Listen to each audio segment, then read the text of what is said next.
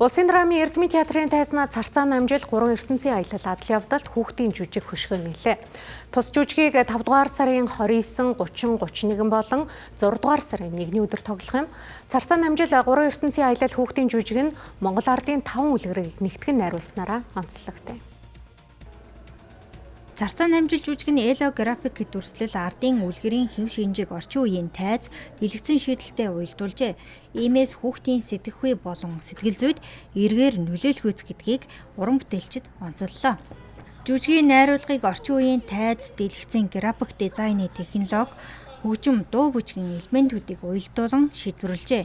Энэ нь хүүхдийн нас сэтгэхүйн онцлогт нийцүүлэн үндэсний үлгэрийн үдэл санааг хүртээмжтэй сонирхолтой хэлбэрээр хүргэхэд чухал ач холбогдолтой гэлээ.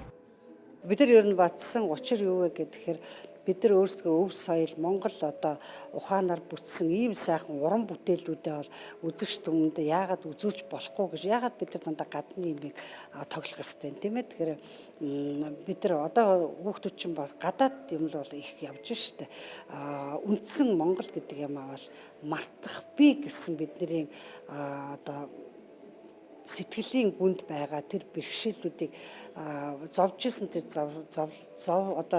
бодлынхаа үр дүнд энэ сайхан монгол жүжигүүдээрээ энэ жүжигийг тавьж тоглож байна. Мэдээж ардын үлгэрүүд маань гарч байгаа хүүхдүүд маань монгол ардын үлгэрүүдтэйгээ танилцсан. За мөн энэ намжил гээд гол дүрийн маань баатар юу туулж явж байгаагаар хүүхэд маань их зүйлийг ойлгох юм болов уу гэж бодож байна. За би болохоор Тэмээ буугны үлгэртэй тэр хэсэгт оролцож байгаа.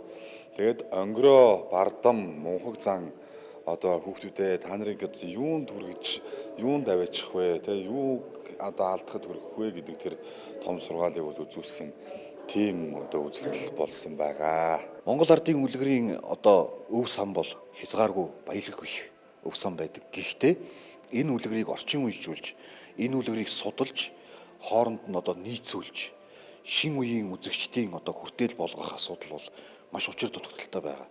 Тэгэхээр Улсын драмын Эрдэмийн театрын хувьд өөрийнхөө үндсэн үүргийн дагуу монгол хэлний өв сан болсон ардын үлгэрүүдээ ингэж шинчилж хооронд нь шин ертөнц үүсгэж ийм жүжиг тавьж байгаа юм. Царцаа намжил 3 ертөнцийн аялал хүүхдийн жүжигт Царцаа хочтой намжил нэртэй жаалын хүү Тэнгэрийн орон газар дэлхий харанхуйн оронд хийсэн аяллаа тухай өгүүлэх юм. Хүүхэд багчууд эцэг их асран хамгаалагчид зүрх сэтгэлээ нээн ярилцах төсөөллийн шидэт ертөнцийг Улсын драмын Эрдэмийн театрт бүтээгээд байна.